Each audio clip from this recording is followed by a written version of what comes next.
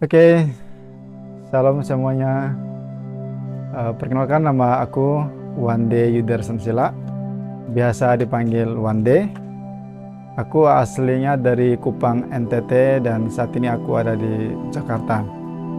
Dan di sini aku mau menyaksikan kebaikan Tuhan, menyaksikan kemurahan Tuhan dalam kehidupanku sampai dengan hari ini. Aku terlahir dari keluarga yang sederhana, keluarga yang cukup keras dalam mendidik anak, dan aku ketika bertumbuh dalam masa kanak-kanak tidak seperti anak-anak pada umumnya, karena aku mengalami penolakan dalam keluarga, terus juga dalam lingkungan permainanku juga teman-temanku tuh menolak aku, sehingga ketika aku masuk ke SD, SMP, dan juga di masa awal SMA juga, jujur saya benar-benar ada dalam perbudakan, di mana aku setiap hari itu dibully, setiap hari itu diejek, dihina, bahkan dipojokkan oleh teman-temanku, oleh keluargaku, oleh tetangga-tetanggaku, dan juga guru-guruku. Jadi aku nggak berani, aku nggak bisa bebas dan hidup dalam tekanan yang begitu besar. Sehingga dalam masa kanak-kanak dan juga pada saat remaja, jujur aku benar-benar nggak menikmati masa itu. Tapi aku benar-benar ada dalam tekanan, sehingga ketika aku di SD itu aku sudah mulai mencoba untuk bunuh diri. Karena aku benar-benar mempertanyakan, kenapa aku harus terlahir seperti ini? Bahkan sampai sudah ngambil pisau, sudah taruh di tangan, sudah mau motong nadi, terus leher juga. Tapi dari situlah Tuhan yang berkarya dalam hatiku untuk menggagalkan itu. Dan ya bertumbuh seperti itu, akhirnya aku kehilangan jati diriku yang sebenarnya. Aku nggak mengenal siapa diriku yang sebenarnya. Dari ketika orang tanya tentang diriku, aku nggak bisa mendefinisikan aku tuh orang yang seperti apa yang menjadi hobiku, apa yang menjadi kesukaanku, dan lain sebagainya. Dan ketika pada masa itu juga, aku sering dibully, kamu nih bencong, kamu nih banci, kamu nih jelek, kamu nih nggak bisa, kamu nih paling bodoh. Dan itu benar-benar menghancurkan mentalku. Terus juga dalam keluarga, papaku kan belum terlalu mengenal Tuhan, belum terlalu percaya kepada Tuhan. Jadi mamaku tuh yang benar-benar membangun hubungan pribadi dengan Tuhan. Bagaimana mamaku tuh berdoa siang dan malam, dan ketika dia berdoa dia selalu menyebut nama kami satu persatu. Dan ada para fase di mana mamaku ketika berdoa seringkali diusir oleh papa, dan mamaku yang selalu mengajar aku untuk dekat dengan Tuhan. Sehingga ketika aku dalam masa kanak-kanak dan juga remaja itu, ya aku larinya tuh pasti ke Tuhan. Bagaimana aku pasti mengeluh ke Tuhan, karena tidak ada satu orang pun yang mau mendengar cerita tentang aku, yang tidak mau peduli dengan aku. Dan disitulah aku bertumbuh, yang diajar oleh mama untuk dekat dengan Tuhan. Dan setelah tamat SMP masuk ke SMA, di situ Tuhan mulai memulihkan kehidupanku. Tuhan mulai memulihkan kehidupanku, di mana aku mengalami kasih Tuhan, terus juga mengenal kebenaran tentang Tuhan. Dan disitulah Tuhan memulihkan keadaanku, di mana aku yang dari SD SMP yang tidak bisa apa-apa, ketika aku masuk SMA semester pertama itu jujur tiba-tiba tuh aku ranking 2. Padahal nggak pernah aku dapat ranking. Yang aku dapat ranking itu kecuali Raja Alpha atau Raja Bolos. Nah, ketika aku mengalami kasih Tuhan itu, aku tidak lagi mengingat akan penyertaan Tuhan dari yang kecil sampai di titik itu, tapi aku malah mulai mengikuti keinginan diriku sendiri,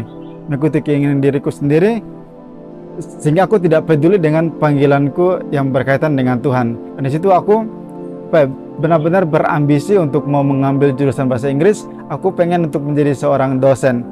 Dan ketika sudah mau selesai SMA, di situ kan sudah mulai cari-cari kampus untuk mau kuliah. Dan di situ keluargaku, terus juga orang-orang di sekelilingku, mereka pasti bilang, "Wah, kamu tuh harus ngambil jurusan yang berkaitan dengan Tuhan, atau bagian agama, entah itu mau jadi pendeta atau mau guru agama." Tapi saya selalu menolak. Saya tidak mau. Saya mau mengikuti keinginan diriku, itu aku mau menjadi dosen bahasa Inggris. Karena waktu itu yang menjadi motivasiku adalah bahwa aku mau membuktikan kepada orang-orang bahwa aku juga bisa berhasil, walaupun dengan pengalaman di masa laluku yang begitu begitu kelam, ya. Dan ya ketika aku mengikuti keinginan diriku sendiri, cari kampus di mana-mana, sudah tes pun tidak ada yang berhasil. Dan ya ketika semua sudah tidak ada jalan yang terbuka, di situ aku benar-benar marah dengan Tuhan, aku benar-benar memberontak dengan Tuhan, dan di situ aku benar-benar benci dengan Tuhan sampai kamarku aku benar-benar banting barang-barang di kamar, terus juga Alkitab pun aku buang dan aku bilang aku tidak mau setia lagi dengan Tuhan, aku tidak mau lagi untuk kenal Tuhan karena kok aku maunya seperti apa, kok Tuhan tidak menjawab doaku, kok Tuhan tidak peduli dengan apa yang menjadi impianku atau apa yang menjadi cita-citaku. Dan setelah beberapa minggu aku berdiam diri dan di situ ya aku pada akhirnya menerima, oke, aku mau kembali ke apa yang Tuhan mau. Tapi ketika aku mau kembali ke apa yang Tuhan mau, yaitu aku mau mengambil jurusan pendidikan agama Kristen atau bagian pendeta. Bagian pendetanya sudah tutup, cuman yang guru agamanya saja. Jadi aku bilang, oke Tuhan, kalau ini yang Tuhan mau, aku ikut. Tapi ketika aku mengambil keputusan itu bukan murni dari hatiku lagi, bukan dari motivasiku yang benar-benar mau untuk belajar tentang Tuhan, tapi cuma hanya pelampiasan saja dari kekecewaanku bersama dengan Tuhan itu. Ketika aku masuk kuliah, aku jatuh ke pergaulan bebas. Aku jatuh pergaulan bebas, di mana aku jatuh ke dalam dosa, yaitu dosa LGBT. Aku menjadi seorang gay atau menjadi seorang homo. Itu tahun 2015, mungkin bulan Oktober atau November atau mungkin Desember lah. Itu aku mulai jatuh ke pergaulan bebas atau jatuh ke LGBT itu. Dan itu dipicu oleh seorang teman ketika di bis. Dan ketika ada ada momen itu, aku bukannya menolak, tapi aku malah menjatuhkan diri ke dalamnya. Dan situlah pergumulan dimulai. Karena aku setiap hari belajar tentang Tuhan, berbicara tentang Tuhan, tapi kehidupanku mulai jauh dari Tuhan. Dimana dengan mulutku aku memuji Tuhan, aku bercerita tentang Tuhan, tapi hatiku benar-benar jauh dari Tuhan. Dan disitulah aku mulai berusaha dengan kekuatan sendiri, berusaha dengan kemampuan sendiri untuk mau keluar dari dunia LGBT, tapi jatuh bangun gak pernah berhasil sama sekali. Kalaupun berhasil ditahan tuh mungkin ya paling bertahan 1 minggu atau 2 minggu, jatuh kembali lagi ke dosa LGBT itu. Dan itu benar-benar stres dan frustasi.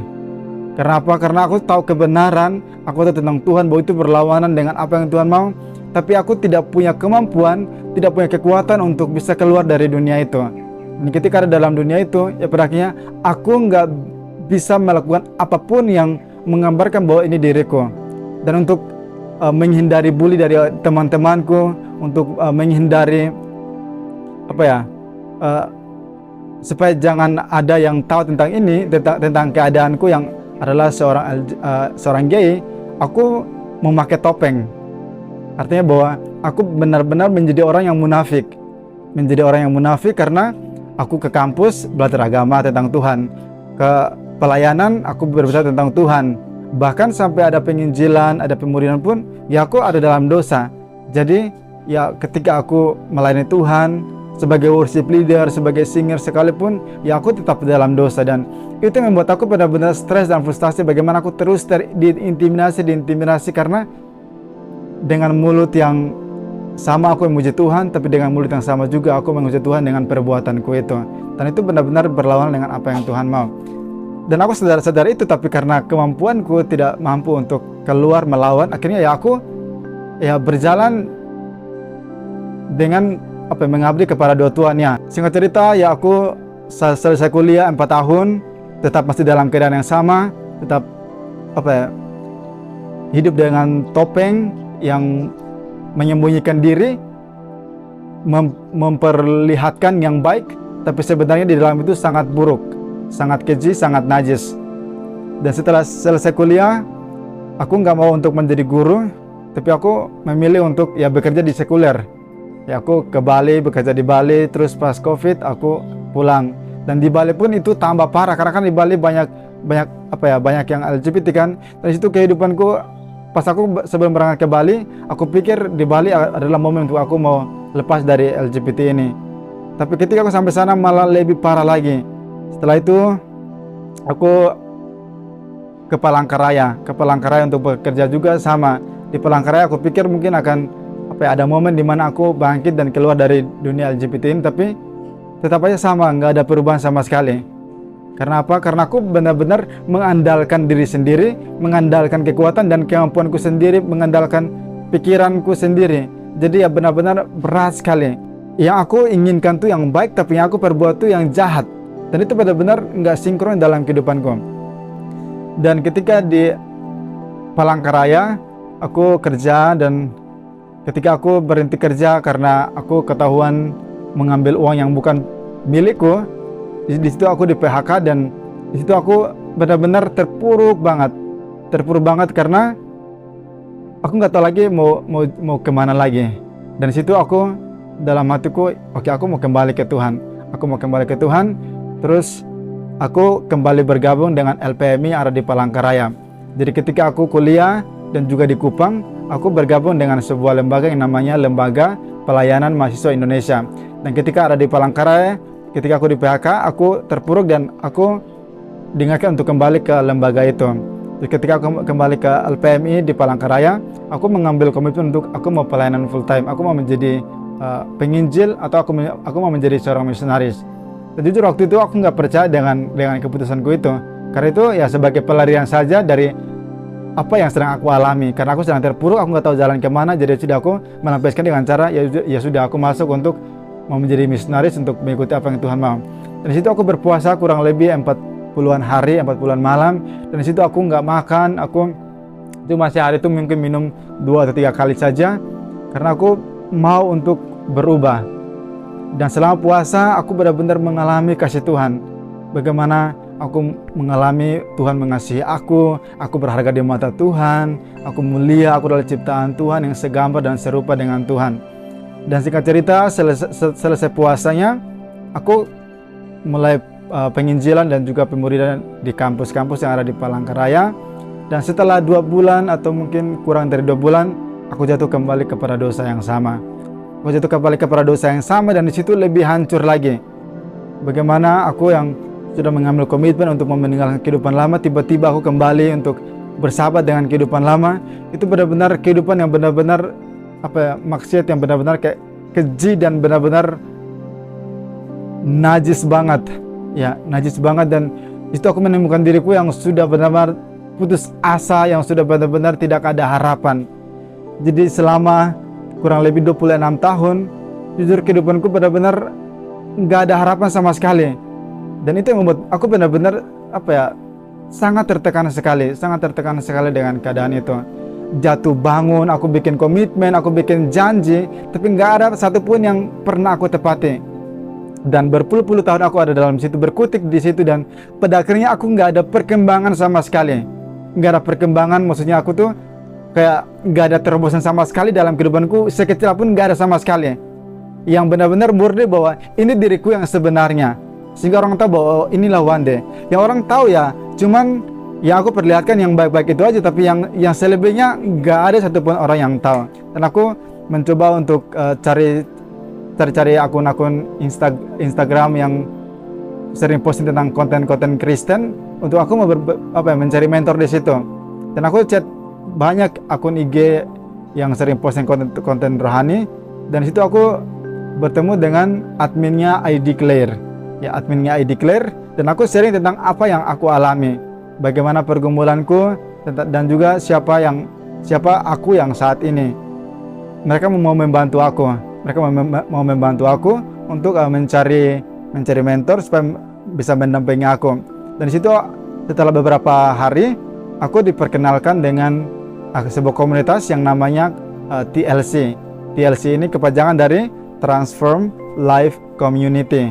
Ya, jadi TLC ini bergerak untuk menjangkau orang-orang yang LGBT yang mau untuk berubah atau yang mau untuk bertobat dan mau bertransformasi di dalam Tuhan. Dan ketika aku diperkenalkan, aku memberikan respon ya, aku join dengan komunitas ini. Dan ketika aku join dengan komunitas ini, jujur awalnya pun aku masih dengan kehidupan yang sama. Bagaimana aku tetap melakukan maksiat. Sudah mengenal para mentor pun, sudah ngikut ibadahnya juga, ya aku tetap melakukan maksiat itu. Dan sampai di bulan Februari kemarin aku dipertemukan dengan mentor yang lain lagi, dan di situ aku sharing dengan mentor itu. Ya, mentor itu namanya Bastian, dan aku sharing. Dan di situ aku tersentuh atau aku tergerak tuh ketika dia bilang bahwa dia juga dari background teologi atau background yang berkaitan dengan Tuhan, jurusan yang berkaitan dengan Tuhan. Karena selama ini aku nggak percaya diri untuk terbuka dengan orang, karena aku yang jurusan pendidikan agama Kristen tentang Tuhan, tapi kehidupanku seperti ini jujur benar-benar memalukan dan sangat keji sekali. Benar-benar punya sangat hancur lah, dan aku nggak berani. Dan ketika aku mendengar dia bilang bahwa dia juga dari background teologi, disitulah aku mulai terbuka dengan dia. Aku sharing, dan itu yang membuat aku untuk lebih mengenal tentang TLC ini. Dan sering berjalannya waktu, pada bulan April ada retreat di Bogor, ada retreat di Bogor, dan situ aku juga dihubungi untuk dikonfirmasi apakah mau ikut retreat atau tidak. Dan di situ aku tidak memberikan kepastian karena aku juga bingung aku mau datang atau tidak. Sering berjalannya waktu, mereka terus menunggu, dan pada akhirnya aku mengambil keputusan, oke, aku mau. Dan di situ mereka yang beli tiket untuk aku, dan aku datang. Dan jujur malam sebelum aku datang ke retreat itu, malamnya aku juga baru habis melakukan maksiat. Tapi dengan percaya diri aku mau datang, dan ketika aku datang, aku dengan motivasi bahwa aku percaya bahwa di sana aku pasti akan mengalami sesuatu bersama dengan Tuhan. Yaitu menjadi keyakinanku, sehingga aku datang. Dan ketika dalam retreat itu, aku dibukakan. Ya, Tuhan membuka pikiranku, membuka hatiku. Dan disitu jujur selama retreat, mungkin aku orang yang menangis paling kencang dan paling banyak selama retreat itu. Karena bagaimana Tuhan membukakan kehidupanku yang begitu begitu mengerikan, begitu najis, begitu kotor, dan bagaimana Tuhan yang begitu penuh dengan kasih, Tuhan yang setia, pengertian Tuhan yang sungguh sempurna itu. Dan disitulah aku dibukakan tentang siapa aku, dan Tuhan membukakan mengapa selama ini aku berusaha, berjuang, jatuh bangun tapi tidak pernah berhasil. Dalam retreat itu ada 3 hal yang Tuhan bukakan kepada aku. Yang pertama tentang diriku. Bagaimana dari kecil sudah mengalami hal-hal yang tidak aku inginkan, dan di situ aku mulai menolak diriku. Aku benar-benar membenci dengan diriku. Aku benar-benar tidak menerima siapa diriku. Aku tidak mau. Dan di situ aku benar-benar mengutuk diriku setiap hari. Dan ketika di retreat aku diingatkan, dan aku dibukakan tentang siapa diriku, dan di situ aku benar-benar mengalami kasih Tuhan itu. Bagaimana aku yang selama ini menolak diriku, padahal Tuhan begitu mengasihi aku. Di dalam Tuhan aku begitu berharga. Tapi kok selama 26 tahun ini aku benar-benar membenci diriku. Dan itu hal yang pertama, bagaimana Tuhan bukakan kepada aku untuk berdamai dengan diriku sendiri. Bagaimana aku harus menerima diriku sendiri. Itu yang pertama. Dan yang kedua adalah bagaimana aku harus melepaskan pengampunan. Ya, melepaskan pengampunan kepada orang tuaku. Jujur aku juga benar-benar kecewa dengan orang tuaku, khususnya dengan bapakku. Karena bapakku orang yang pasif, tapi orang yang disiplinnya sangat tinggi, dan disiplinnya bukan hanya dengan verbal, dengan kata-kata, tapi dengan cambukan. Dan itu kita dipukul setiap hari, kita harus dikata-katain setiap hari. Bahkan aku sampai ketika SMA tuh dibilang bahwa aku ini menyesal punya anak seperti kamu, Wande. Ya, menyesal punya anak seperti aku. Itu juga lebih baik aku tuh punya lebih baik aku melahirkan anak anjing, anak babi, daripada aku melahirkan kamu.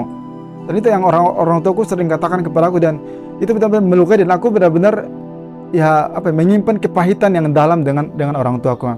Dan di retreat itu, bagaimana Tuhan bukakan untuk aku harus melepaskan pengampunan kepada mereka. Aku harus mengampuni mereka dengan apa yang mereka perbuat kepada aku. Dan juga yang ketiga itu dengan teman-temanku dari kecil sampai dengan yang sekarang.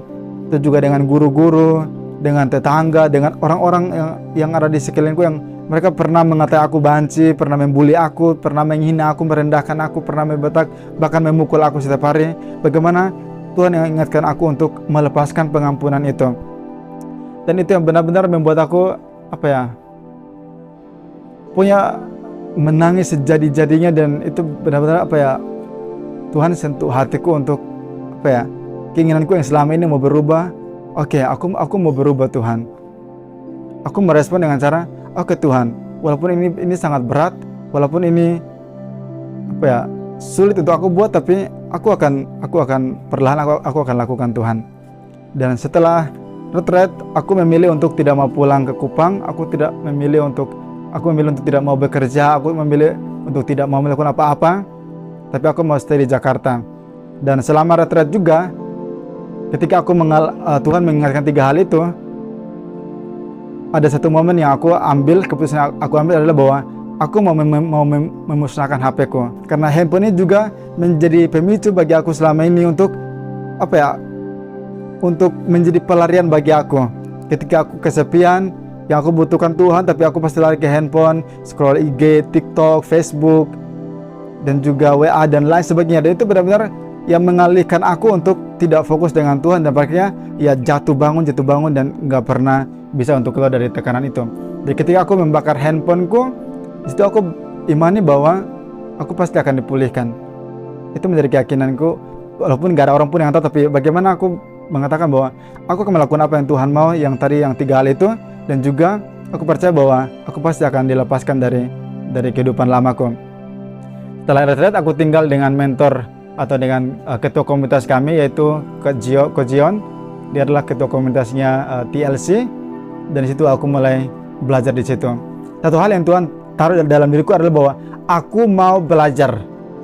Aku nggak punya apa-apa selama di Jakarta. Jadi ketika aku tinggal dengan mentor TLC ini pun, jujur aku nggak punya uang sama sekali. Handphoneku pun sudah dibakar, nggak ada komunikasi dengan siapa untuk tolong aku. Dan benar-benar menjalani hari-hari bersama dengan Tuhan, fokusnya dengan Tuhan. Dan situlah proses atau journey perjalanan hidup baru tuh aku mulai bersama dengan Tuhan setelah retret itu. Jadi ketika aku tinggal bersama dengan Ko Jion, hal yang aku lakukan pertama adalah aku mau membangun satu hubungan pribadiku dengan Tuhan. Aku membangun hubungan pribadiku dengan Tuhan, dan di situ aku mau untuk benar-benar belajar tentang siapa itu Tuhan. Jadi aku baca firman. Terus juga ada satu buku yang aku baca juga, yaitu judul buku itu The 5 Club. Buku ini Tuhan pakai untuk menolong aku juga untuk bertumbuh di dalam Tuhan juga. Jadi selama di Ko Jion, aku baca firman, aku baca buku, terus juga aku belajar dari hal-hal yang kecil yang bisa aku lakukan. Aku bersih-bersih. Terus juga aku mengerjakan hal apapun yang bisa aku kerjakan, baik itu dengan di Ko Jion maupun dengan teman-teman TLC yang lainnya. Dan situ benar-benar kembali untuk benar-benar fokus dengan Tuhan, karena sudah tidak ada handphone lagi, dan juga terasing seorang diri, sudah tenang. Jadi fokusku adalah hanya dengan Tuhan. Dan jujur ketika di awal tuh aku benar-benar nggak punya harapan sama sekali, nggak punya iman sama sekali, dan yang nggak punya keyakinan itu sama sekali di dalam Tuhan. Jadi itu kayak cuman melangkah saja. Bagaimana aku setiap hari itu ketika berdoa pun aku nggak punya harapan, ketika berdoa pun aku nggak ada keyakinan sama sekali, nggak ada iman sama sekali. Dan seiring berjalannya waktu, aku terus belajar. Disitulah imanku mulai bertumbuh.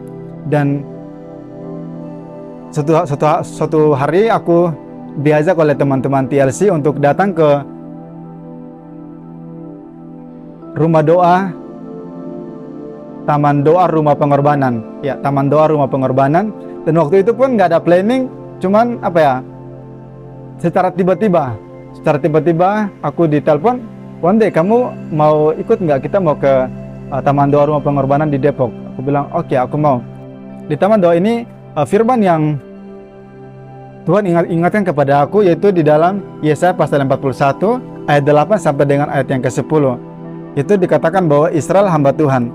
Tapi engkau, hai Israel, hambaku, hai Yakub yang telah kupilih, keturunan Abraham yang kukasihi. Di sini dikatakan bahwa kukasihi. Di sini aku belajar bahwa Tuhan mengasihi aku. Terus yang ke-9 mengatakan bahwa engkau yang telah kuambil dari ujung-ujung bumi dan yang telah kupanggil dari penjuru-penjurunya. Dari situ aku merenungkan bahwa ya, aku dari Kupang, aku dari ujungnya Indonesia, tapi aku dipanggil untuk ada di tempat ini. Aku percaya bahwa Tuhan mengasihi aku.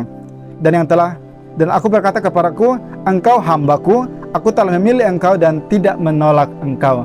Ini benar-benar powerful banget dalam diri aku, bahwa aku yang berdosa, aku yang najis, aku yang hina. Di sini firman Tuhan berkata bahwa aku telah memilih engkau dan tidak menolak engkau.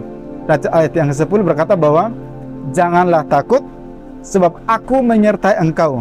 Janganlah bimbang, sebab aku ini Allahmu. Aku akan meneguhkan, bahkan akan menolong engkau. Aku akan memegang engkau dengan tangan kananku yang membawa kemenangan.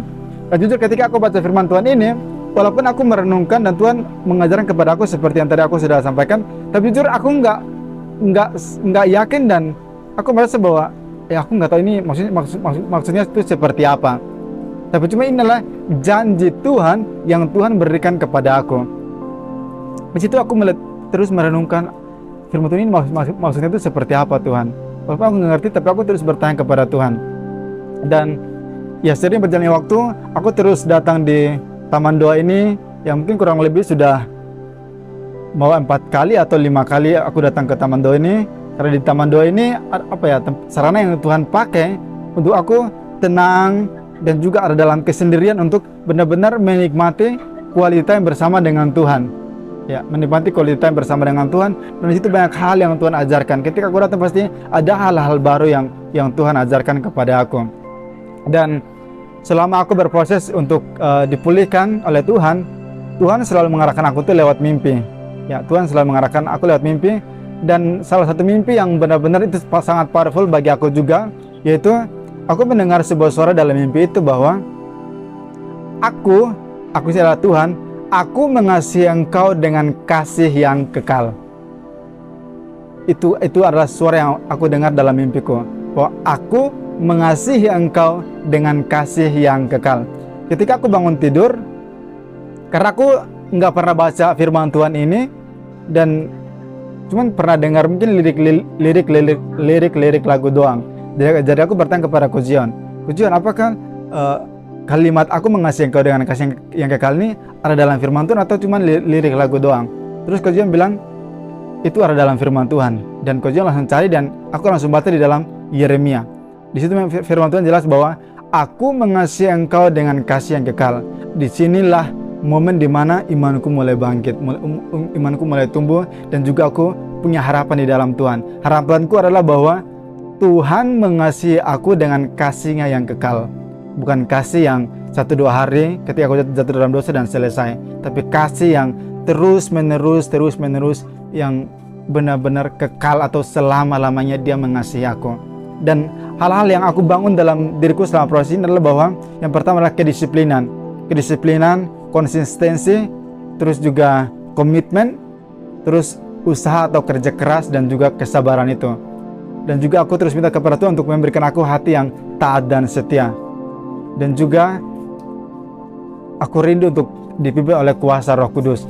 Itu adalah hal-hal yang aku selalu doakan setiap hari. Dari waktu ke waktu aku terus berdoa supaya Tuhan menolong aku untuk menjadi orang yang disiplin, yang konsisten, terus juga dipimpin oleh kuasa Roh Kudus, terus juga hati yang taat dan setia. Dan selama aku ada dalam proses untuk aku mau dipulihkan oleh Tuhan, intimidasinya tuh begitu besar, intimidasinya tuh yang datangnya tuh bertubi dari waktu ke waktu, terus diintimidasi, kamu tuh tidak layak, kamu tuh tidak pantas, kamu tuh orang berdosa, kamu tuh dari LGBT, kamu tuh nanti akan binasa, dan pokoknya diintimidasi dengan berbagai macam cara. Tapi satu hal yang menjadi kekuatanku adalah bahwa aku mau mendeklarasikan janji firman Tuhan yang aku baca setiap hari. Aku mau memperkatakan janji-janji Tuhan kepada aku yang aku baca di dalam firman Tuhan. Jadi firman Tuhan ini benar-benar menjadi dasar bagi aku dalam proses untuk aku mau keluar dari LGBT ini, atau keluar dari masa laluku yang benar-benar kacau balau dan hancur, yang ada pada titik yang sangat rendah sekali. Dan firman Tuhan benar-benar berkuasa untuk menolong aku untuk menghadapi setiap intimidasi, setiap pikiran-pikiran negatif itu. Ya, bersyukur hari ini aku ulang tahun yang ke-27. Di hari ulang tahun jujur ini benar-benar spesial banget bagi aku. Sangat spesial karena aku tahu statusku di hadapan Tuhan itu seperti apa. Statusku adalah bahwa aku adalah anak Tuhan, aku berharga di mata Tuhan, aku adalah milik Tuhan. Tuhan mengasihi aku dengan kasih-Nya yang kekal. Pengorbanannya di atas kayu salib telah menyelesaikan apa yang tidak bisa aku selesaikan.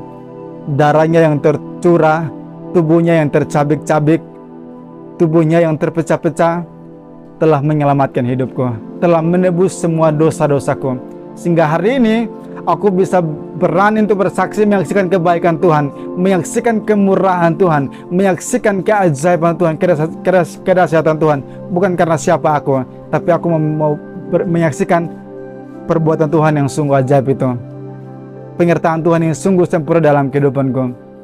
Dan di sini aku mau katakan bahwa Tuhan mengasihi saudara dan saya. Tuhan mengasihi kita semua. Kita berharga di mata Tuhan. Artinya bahwa jangan pernah menyerah. Jangan pernah menyerah. Dan aku bersyukur di hari ulang tahun yang ke-27 ini, aku tahu panggilanku seperti apa yang aku akan lakukan ke depan. Dan aku tahu Tuhan ingatkan kepada aku bahwa resikonya pun tidak mudah. Ada harga yang harus aku bayar. Tapi satu hal yang menjadi keyakinanku, bahwa Tuhan yang memanggil aku, Tuhan yang akan bertanggung jawab dengan kehidupanku, Tuhan yang akan memampukan aku, Tuhan yang akan menguatkan aku. Tadi aku sudah sampaikan bahwa ketika retret aku bakar handphoneku. Selesai aku bakar handphoneku, jujur aku nggak pernah berdoa tentang handphone. Aku nggak pernah berpikir tentang handphone. Dan ketika aku melangkah dalam panggilan ini, bagaimana aku melihat Tuhan menyatakan kuasa-Nya, bagaimana Dia berkarya melalui orang lain untuk memberkati aku dengan memberikan handphone secara cuma-cuma. Dan itu adalah mujizat yang benar-benar luar biasa bagi aku secara pribadi. Dan untuk mau kembali ke Kupang pun jujur aku nggak punya uang sama sekali. Tapi bagaimana Tuhan menggerakkan orang untuk mau untuk mau memberkati aku dengan uang yang aku butuhkan. Dan jujur aku nggak, tentang uang, tentang handphone, aku nggak pernah sharing dengan siapapun. Dan aku pun nggak pernah berdoa untuk minta Tuhan berikan aku handphone, berikan aku uang. Enggak. Tapi di sini aku belajar bahwa yang dulu aku sering dengar bahwa Tuhan tahu kebutuhan kita, Tuhan tahu setiap isi hati kita. Dan di sini aku benar-benar mengalaminya. Bagaimana Tuhan memberikan segala sesuatunya yang aku butuhkan untuk melangkah ke depan ini. Dan inilah yang menjadi kekuatanku untuk menjalani kehidupanku ke depan. Bagaimana aku harus menghadapi realita yang sebenarnya. Dan satu hal yang aku tahu bahwa aku punya Tuhan yang besar. Aku punya Tuhan yang ajaib. Dia akan menolong aku, memampukan aku untuk berdiri atas kebenaran firman Tuhan. Untuk mau menyaksikan betapa dahsyatnya Tuhan, betapa ajaibnya Tuhan.